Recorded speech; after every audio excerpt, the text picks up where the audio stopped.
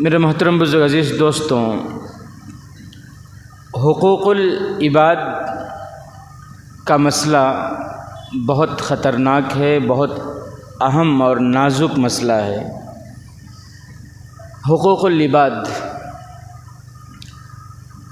ہم نے کسی کی حق تلفی کی یا ہم نے کسی پر ظلم و زیادتی کی ہے، ہم نے کسی کا حق مارا ہے، تو اس کے معافی کا معاملہ اللہ تعالیٰ فرماتے ہیں کہ یہ میرے پاس نہیں، یہ میں نے بندے کے حوالے کر دیا ہے۔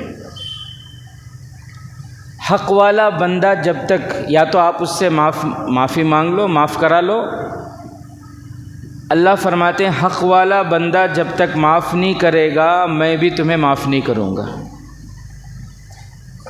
حق والا بندہ جب تک معاف نہیں کرے گا میں بھی تمہیں معاف نہیں کروں گا۔ تو حقوق العباد، بندوں کے حقوق کا جو مسئلہ ہے بہت اہم ہے۔ اگر یہاں دنیا میں معافی تلافی ہو گئی تو مسئلہ بہت آسان ہے۔ اگر یہاں معافی تلافی نہیں ہوئی اور ہمارے سروں پر کسی کا حق رہا، ہمارے ذمے کسی کا حق باقی رہا، تو کل قیامت کے دن تو لازماً ضرور بالضرور ادا کرنے پڑیں گے۔ اور دنیا میں معاملہ کلیئر ہو جانا یہ بہت آسان ہے، یہ آخرت میں بہت مہنگا پڑے گا۔ آخرت میں حق کی ادائیگی یہ بہت مہنگی پڑ جائے گی۔ نیکیاں دینی پڑیں گی نا، نیکیاں دینی پڑیں گی۔ وہاں تو نہ درہم چلیں گے، نہ دینار چلیں گے، وہاں کچھ نہیں ہوگا انسان کے پاس سوائے نیکیوں کے۔ تو اللہ کے یہاں فیصلہ ہوگا تو اللہ کے یہاں کیا دینا ہوگا؟ نیکیاں دینے ہوں گے۔ اگر نیکیاں ختم تو پھر جس کا حق ہم نے مارا دنیا میں، جس کا ذمہ، جس کا حصہ ہمارے میں رہ گیا،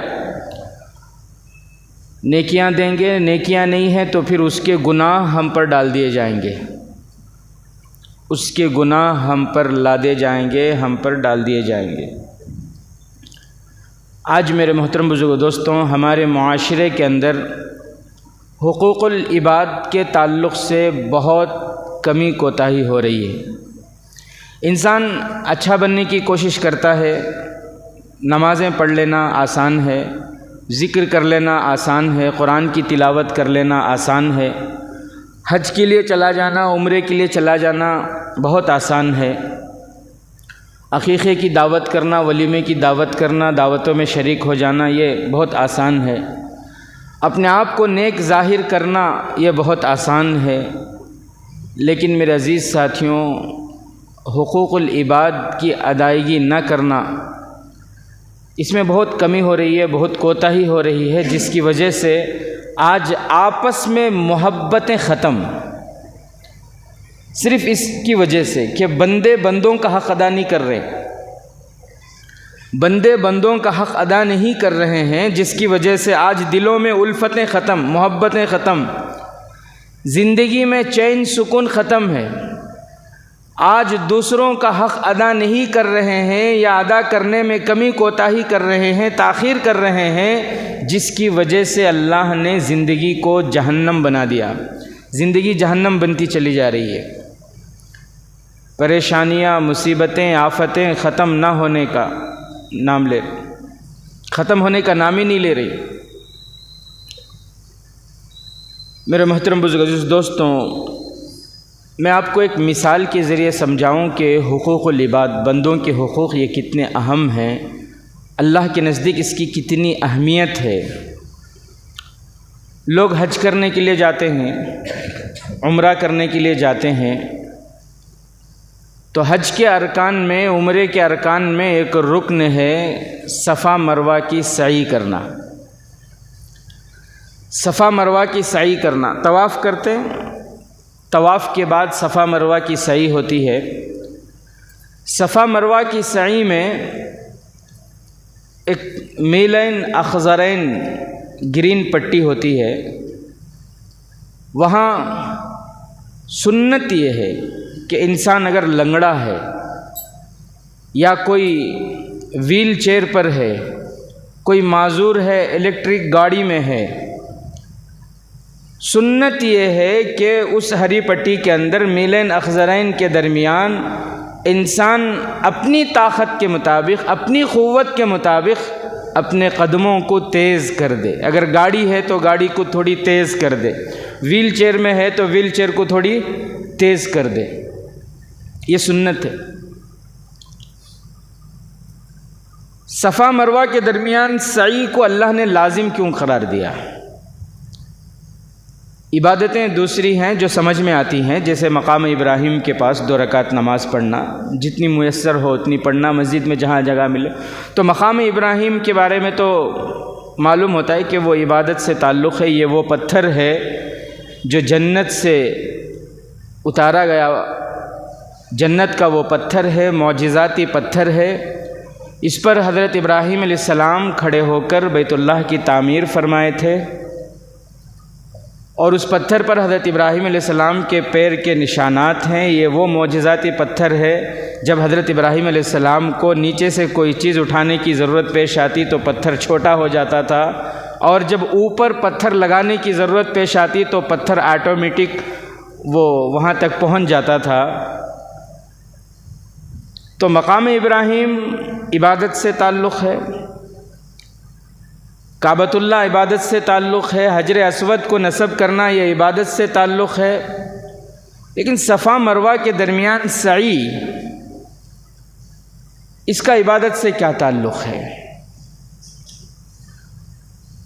جب اللہ تعالیٰ کے حکم سے حضرت ابراہیم علیہ السلام اپنی بیوی اماں ہاجرہ کو اور اپنے بیٹے حضرت اسماعیل علیہ السلام کو لے جا کر وہاں چھوڑ کر، اس وادی میں چھوڑ کر واپس آ رہے تھے، تو بی بی ہاجرہ نے پوچھا حضرت ابراہیم علیہ السلام سے کہ اس لخدخ جنگل میں یہاں پانی کا ایک خطرہ نہیں، ایک تنکا نہیں، کوئی ہمسایہ نہیں، انسان تو انسان، کسی پرندے کی بھی کوئی خبر نہیں ہے، یہاں آپ ہمیں چھوڑ کر جا رہے ہیں، کیا مجھ سے کوئی غلطی ہو گئی ہے؟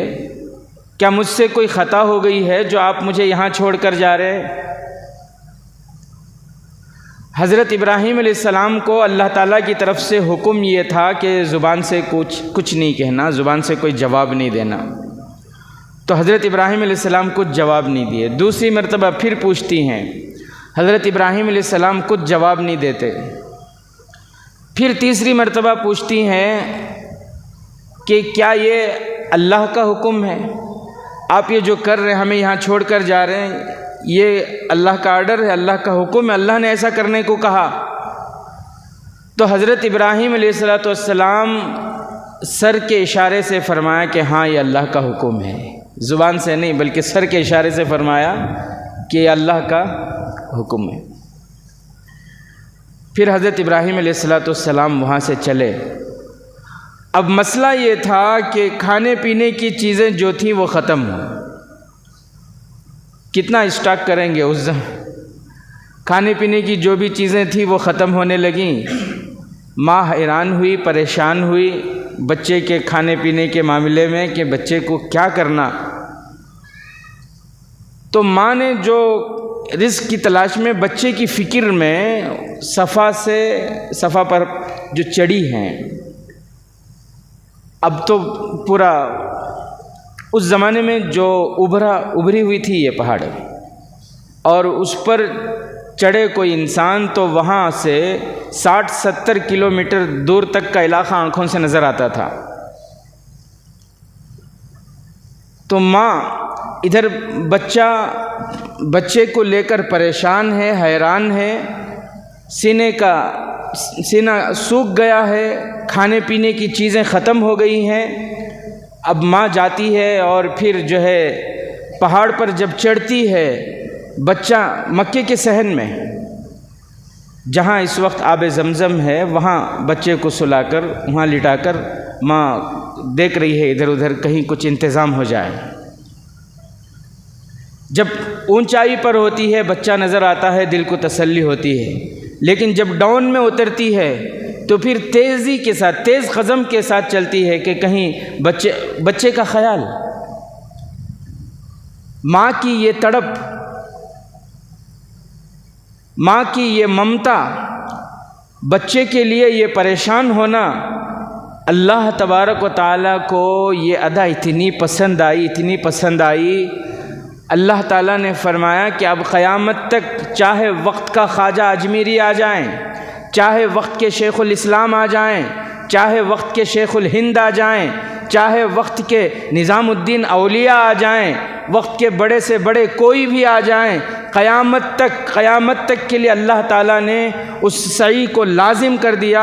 اللہ جس طرح بی بی حاجرہ جہاں دوڑی ہیں، صفا سے مروہ آئی ہیں، مروہ سے صفا آئی ہیں، اللہ نے فرمایا اے حاجیوں، اے عمرہ کرنے والوں، جب تک تم بی بی حاجرہ کے اس یاد کو تازہ نہیں کرو گے، میں تمہارے حج کو اور عمرے کو قبول نہیں کروں گا۔ نہ تمہارا حج قبول ہے، نہ تمہارے عمرے قبول ہیں۔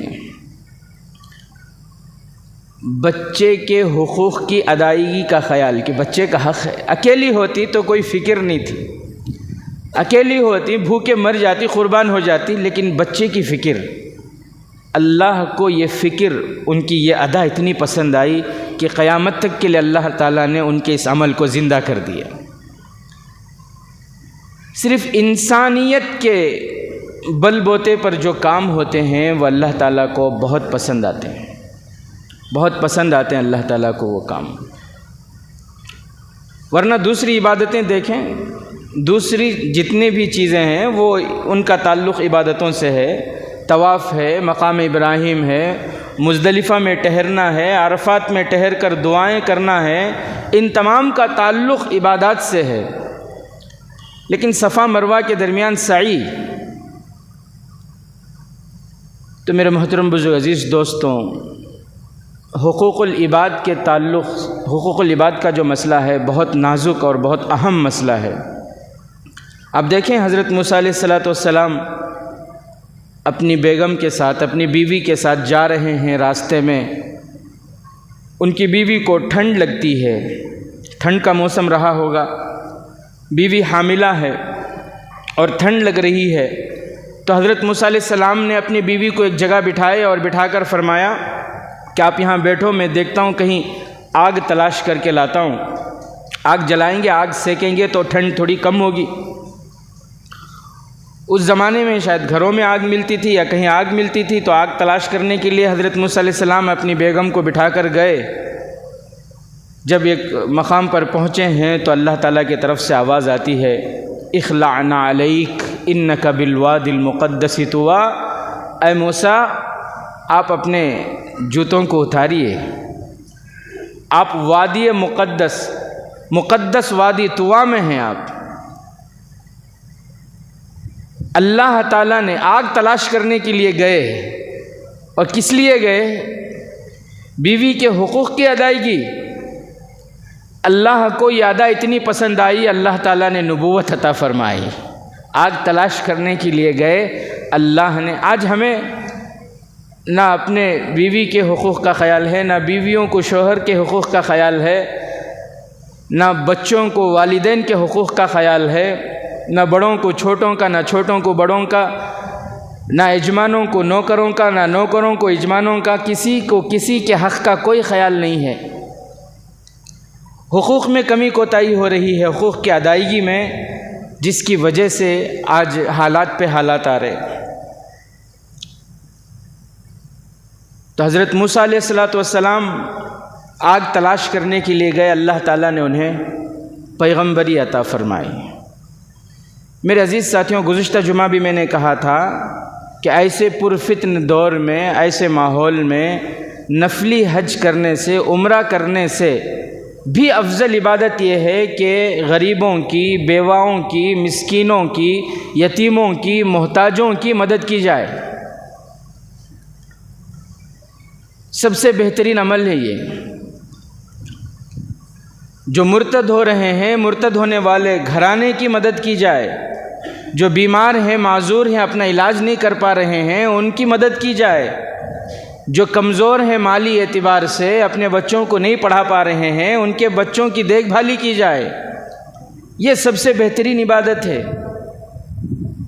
نہیں ہمیں تو نام چاہیے، ہمیں تو شہرت چاہیے، عمرے کو جائیں گے، عمرے کے نام سے دعوت کریں گے، لوگ آئیں گے، واہ واہی ہوگی، تعریف کریں گے، وہ ہمیں پسند آتا ہے۔ چپکے سے ہمیں کوئی عبادت کریں اللہ کو اور میرے درمیان رہے، پھر کیا فائدہ اسی عبادت سے؟ حضرت عبداللہ ابن مبارک رحمۃ اللہ علیہ، حج کا موقع تھا، ان کے گاؤں سے حاجیوں کا قافلہ جا رہا تھا، یہ بھی حج کے لیے جا رہے تھے۔ حقوق العباد، خیر خواہی کتنی اہم عبادت ہے، یہ بھی حاجیوں کے ساتھ جا رہے تھے۔ ایک جگہ گاؤں کے قریب ہی، زیادہ دور نہیں گئے تھے، رات میں پڑاؤ ڈالے ہوئے تھے۔ بہت لمبا واقعہ آپ جانتے ہیں، پھر بھی میں مختصر طور پر آپ کو بتاؤں کہ رات کو انہوں نے دیکھا کہ کچرے کی ٹٹی کے پاس کوئی برقع پوش ایک عورت ہے اور وہاں سے کچھ لے کر گئی۔ وہ جب وہاں جا کر انہوں نے دیکھا تو وہاں ایک مرا ہوا جانور تھا، اس کا گوشت کاٹ کے لے گئی۔ تو یہ انہوں نے ان کا پیچھا کیا اور پھر گھر کا پتہ کیا اور پھر دوسرے دن گھر میں جا کر معلوم کیا، اور لمبا واقعہ ہے۔ انہوں نے اس وقت حج کے لیے 300 درہم یا دینار جو بھی لگتے تھے وہ ان کے پاس تھے۔ جب ان کو اس عورت کی مجبوری، اس کی غریبی معلوم ہوئی، اس بیوہ عورت کی، وہ 300 درہم اس عورت کو دے دیا اور گھر چلے گئے۔ ساتھیوں سے کہہ دیا آپ لوگ حج کو جاؤ، میں نہیں آتا اس سال۔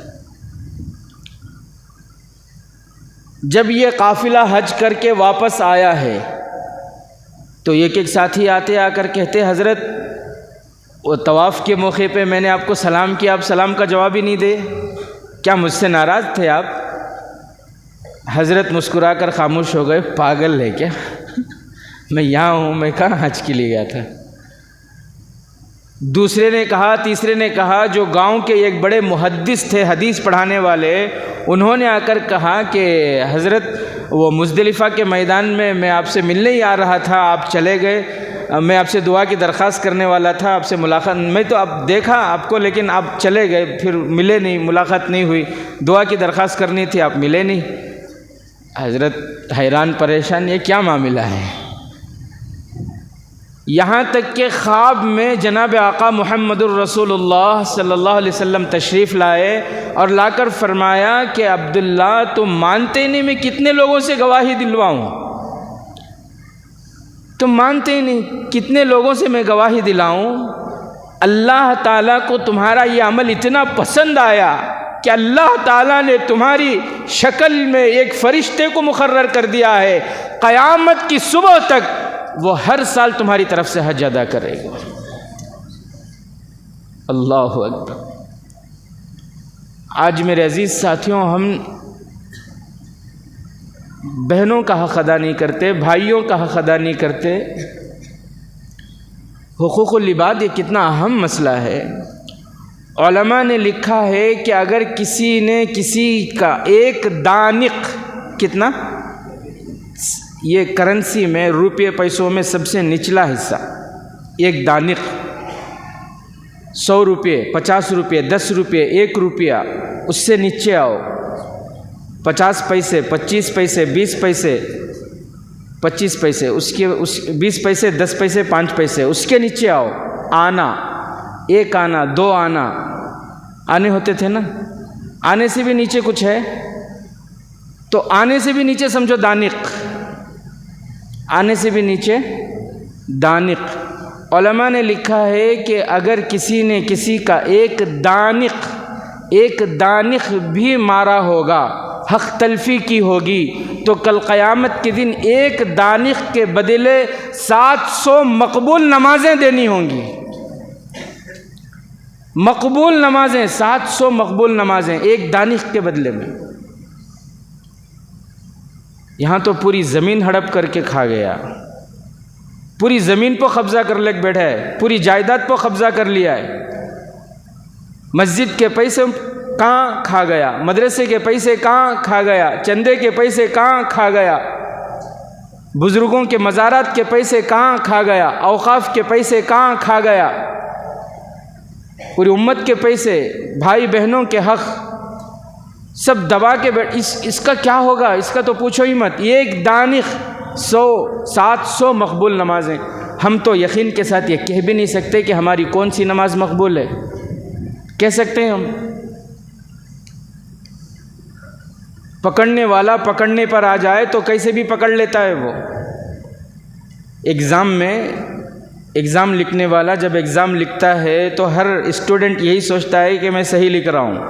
وہ تو رزلٹ نکلنے کے بعد پتہ چلتا ہے کہ کتنے فیل ہوئے، کتنے تیسرے پوزیشن میں آئے، کتنے دوسرے پوزیشن میں آئے، کتنے پہلی پوزیشن میں آئے. گاڑی والے، مال لے جانے والے، پورا جو پروسیس ہے سب کچھ کر کے بھیجتے ہیں گاڑی کو، پھر بھی RTO والے پکڑنا چاہے تو پکڑتے ہیں اور کچھ نہ کچھ غلطی نکال ہی لیتے ہیں. تو میرے عزیز ساتھیوں، اللہ اگر پکڑنے پر آ جائے، ہم 700 مقبول نمازیں، کیا ہم بتا سکتے ہیں ہمارے پاس 700 مقبول نمازیں ہیں؟ تو میرے عزیز ساتھیوں، پیٹ میں حرام کا لقمہ ہو تو پھر اللہ تعالیٰ اس کی کوئی عبادت قبول نہیں کرتے، کوئی عبادت قبول نہیں کرتے. اور اچھی طرح یاد رکھیں، حرام کے پیسے حرام کو لگتے ہیں، حلال کے پیسے حلال کو لگتے ہیں. ایک بزرگ نے یہ بات کہی کہ حرام حرام کو لگتا ہے اور حلال حلال کو لگتا ہے. تو ایک شاگرد نے ان سے چیلنج کیا کہ حضرت یہ میں نہیں مانتا کہ حرام کے جو ہے حرام کو ہی لگتے ہیں، حلال کے حلال کو ہی لگتے ہیں، یہ میں نہیں مانتا. تو حضرت نے فرمایا کہ ٹھیک ہے، اگر آپ نہیں مانتے تو ایک کام کرو، جیب سے 100 روپے نکالے، 100 روپے نکال کر اس شاگرد کو دیے کہ لے جاؤ، یہ حلال کے پیسے ہیں، حرام میں لگا کے دکھاؤ. کیا بولے؟ یہ حلال کے پیسے ہیں، تم حرام میں لگا کے دکھاؤ مجھے. اس نے کہا کہ حضرت ٹھیک ہے، ایسا لگاؤں گا کہ آپ میری تعریف کریں گے.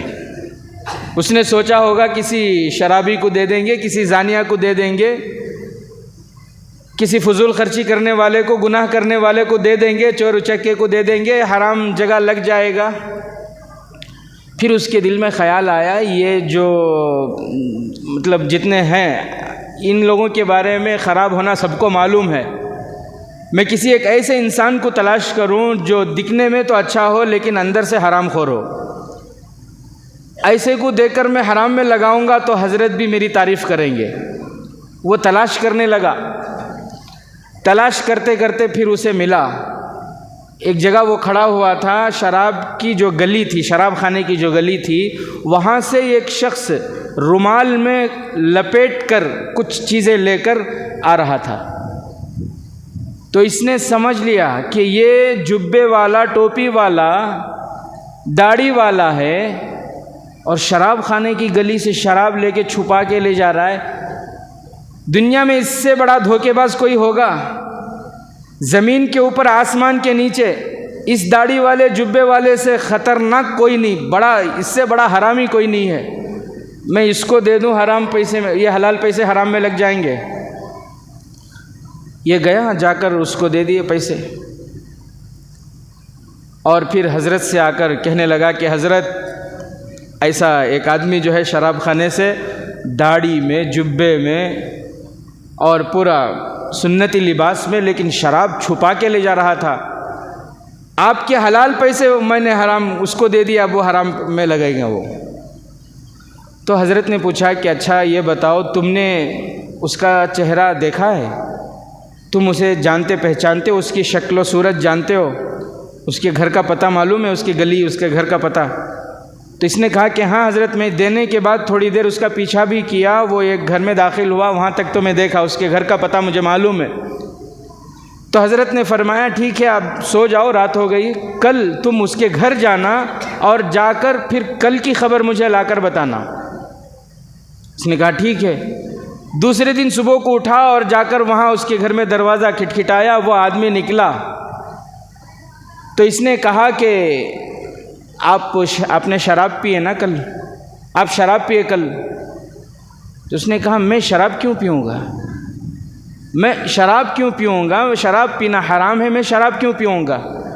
اس نے کہا کہ کل آپ وہاں شراب خانے کے پاس سے آ رہے تھے اور رومال میں شراب چھپا کے لا رہے تھے، میں نے دیکھا.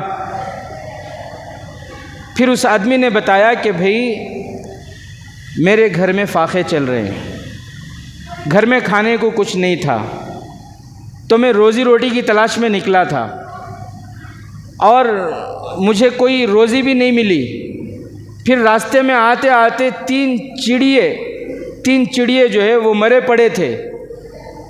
اور شریعت کا مسئلہ یہ ہے کہ اگر انسان مجبور ہو، تنگ دست ہو اور اسے جان جانے کا خطرہ ہو تو پھر ایسی حالت میں حرام چیز بھی حلال ہو جاتی ہے۔ تو میں نے وہ 3 چڑیے اٹھا کر رومال میں لپیٹ کر میں وہاں چپکے سے لا رہا تھا تاکہ گھر میں مسئلہ ہو جائے، مسئلہ حل ہو جائے۔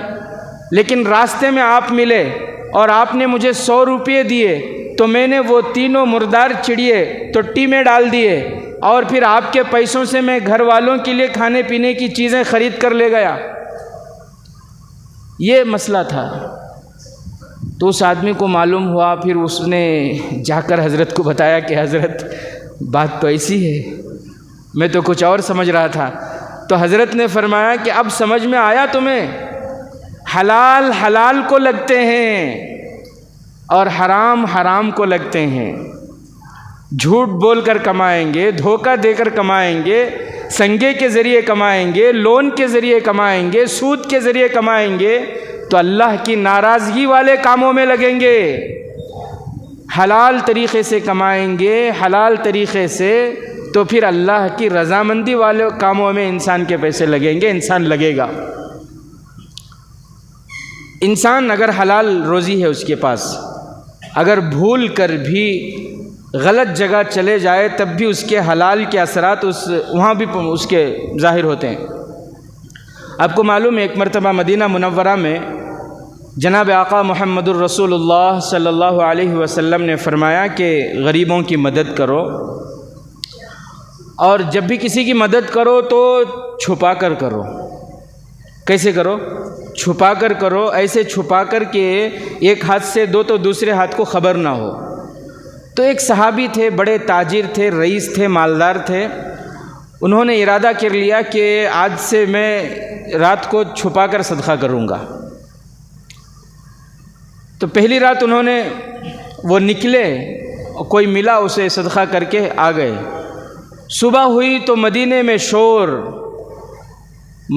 شور ہو گیا کہ کل رات فلاں چور کی کسی نے مدد کر دی ہے۔ اب یہ بیچارے سوچنے لگے اللہ میرا صدقہ تو گیا، بیکار ہو گیا، کل رات کا چور کے ہاتھ میں چلا گیا پیسے۔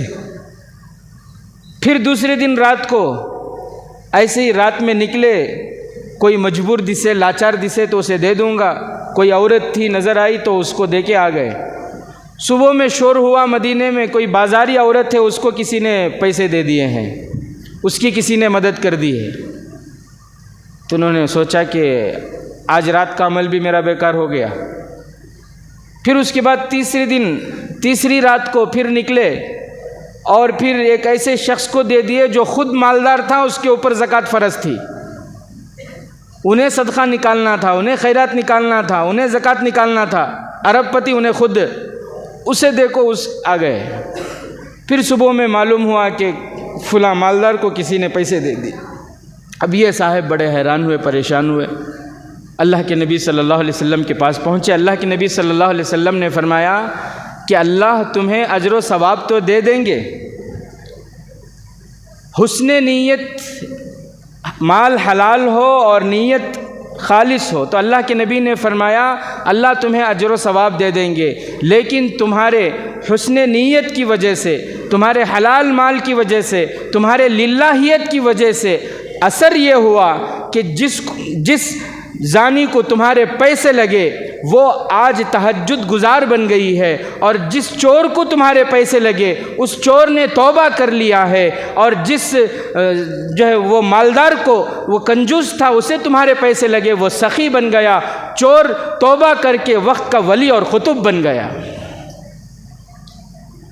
تو میرے محترم بزرگ عزیز دوستوں، آج اللہ کی جو ناراضگی ہمیں نظر آ رہی ہے، اللہ ناراض ہے، بہت ناراض ہے، اسی لیے آج حالات ہیں، دیکھیں کہیں کیا ہو رہا ہے، دنگے فساد ہو رہے ہیں، مسلمانوں کے گھر چن چن کر بلڈوزر کے ذریعے گرائے جا رہے ہیں، مسلمانوں کے دکانوں کو، مکانوں کو، پورے محلے کو بلڈوزر کے ذریعے ڈھا دیا جا رہا ہے۔ کہیں یہ ہو رہا ہے کہ معصوم بچے کو، مسلم بچے کو کھڑا کر کے دوسرے بچوں کے ذریعے اس کی پٹائی کی جا رہی ہے، اسے پٹوایا جا رہا ہے، اور یہ جو ظلم کرنے والے ہیں ان کے اوپر کوئی FIR نہیں، ان کے اوپر کوئی نوٹس نہیں، ان کو کوئی پوچھ تاچھ نہیں۔ اس ظلم کے خلاف آواز بلند کرنے والے پر FIR ہو رہی ہے۔ یہ سب اللہ کی ناراضگی کی علامتیں ہیں، اور ہم اللہ کو ناراض کر رہے ہیں نمازوں کو چھوڑ کر۔